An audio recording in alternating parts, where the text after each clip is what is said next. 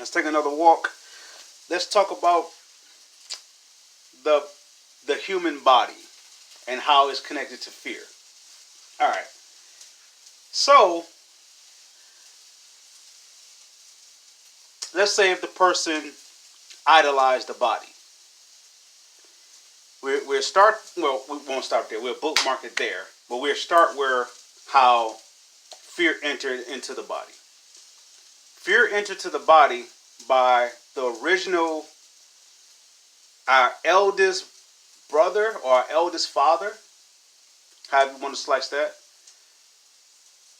did something that he was not supposed to do. There was a garden.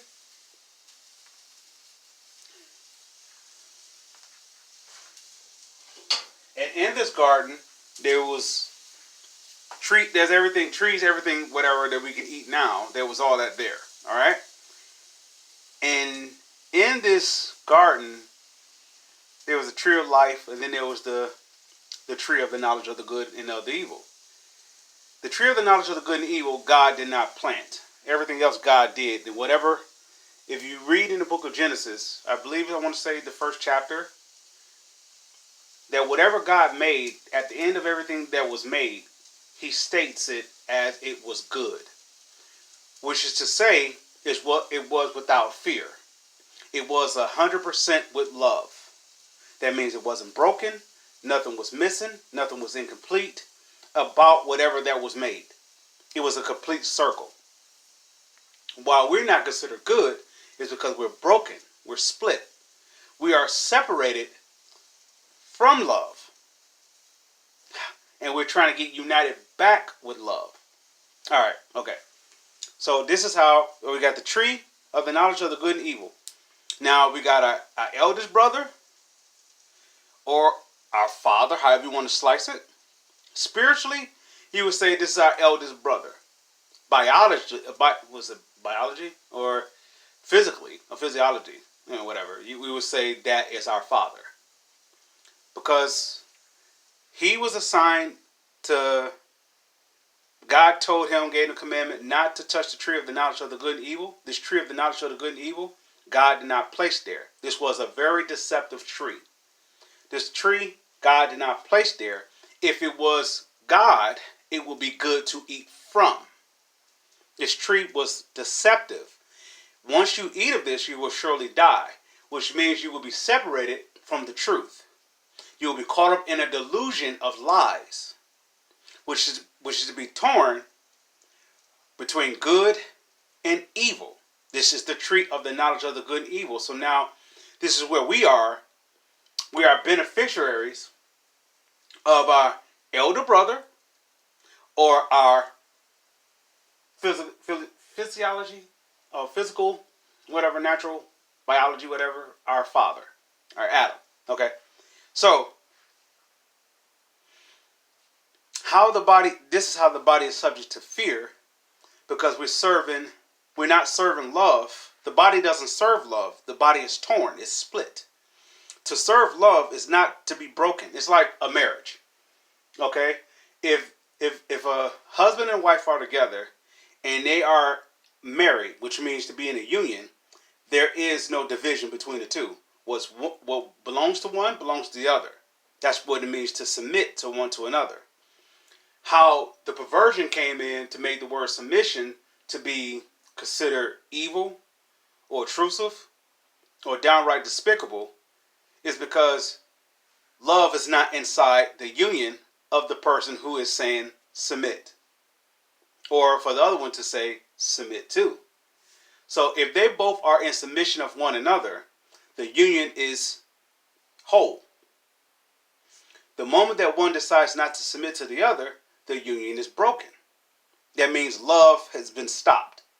And the reason why love has been stopped is because fear has entered in. This is why fear is the enemy to love. And this is why love conquers fear, because love has no fear. All right.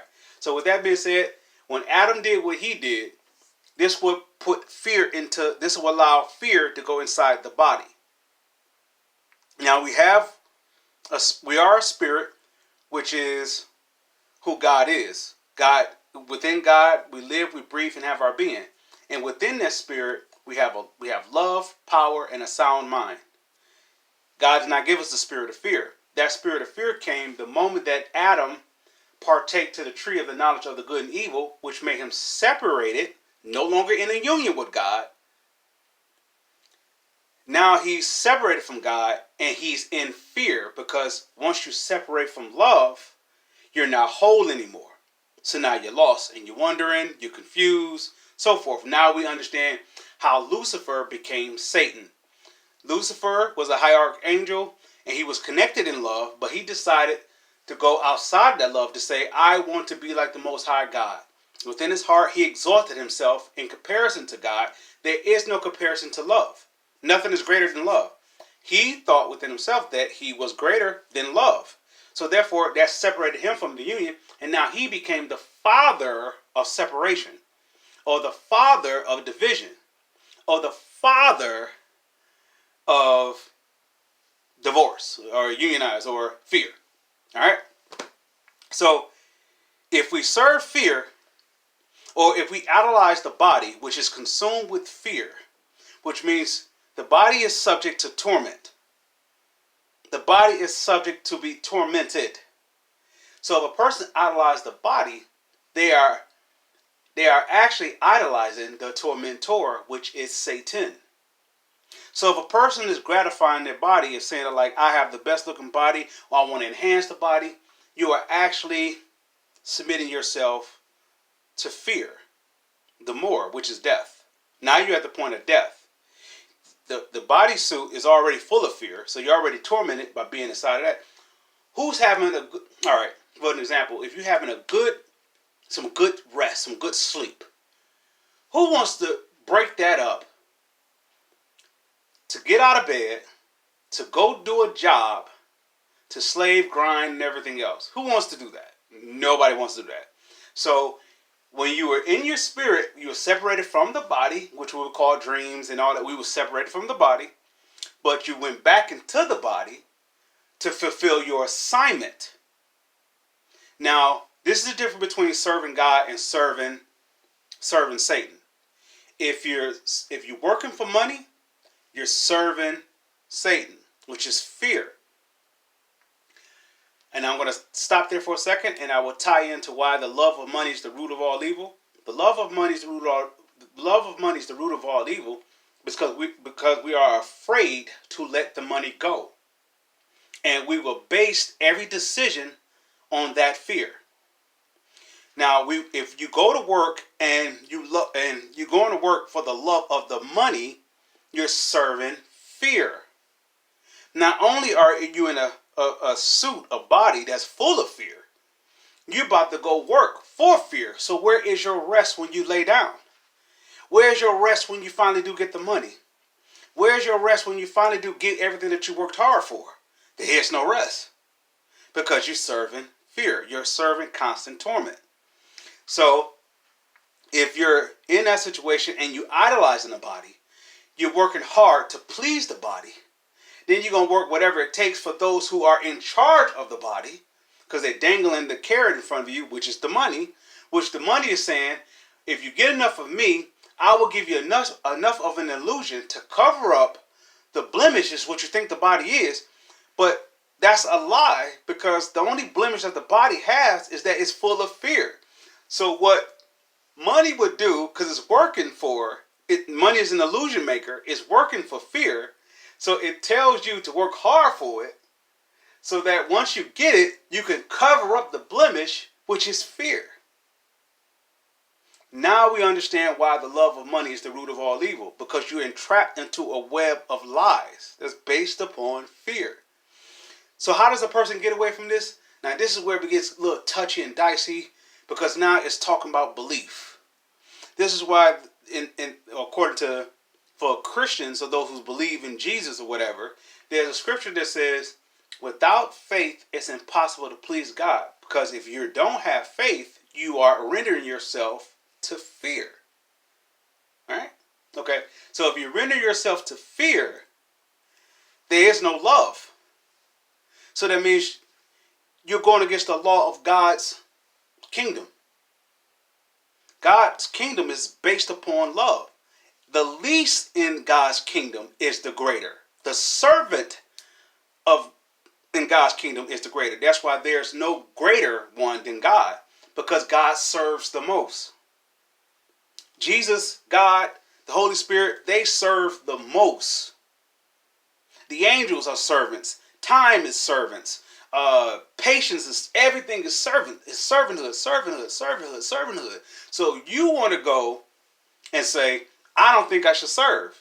But then you're not welcome to God's kingdom because you don't have no love in your heart. The only way you don't want to serve is because there is no love there. The only way you do want to serve is when love is there. So this is why like people have a problem with Jesus per se, because Jesus is asking you to separate from everything that puts you on top of a hill that's going to collapse.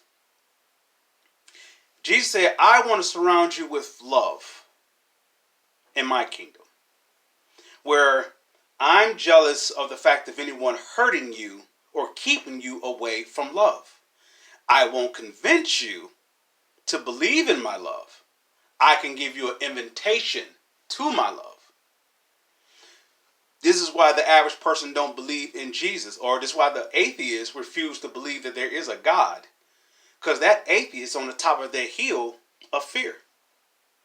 Why would they want to come down? For what? To serve?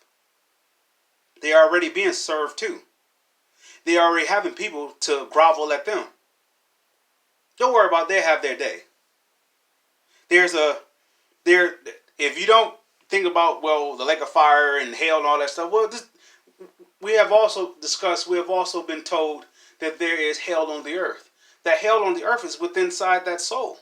If you don't have peace on the top of your hill, we talk about celebrities, we talk about those who have been on the top, and you don't have a peace of mind and you're on the top, how did you get on top then? It's based upon fear. But the moment that they let go of all that they gained to get up there, all of a sudden they have a peace. Interesting how that works. Because there is no peace inside fear. Because there's no love. A person said, what is love? Love is everything that brings you peace. What does everything bring you peace? It connects you to love. That love connects you to truth. That truth connects you to love. That love is connected to humility. It's all one unit.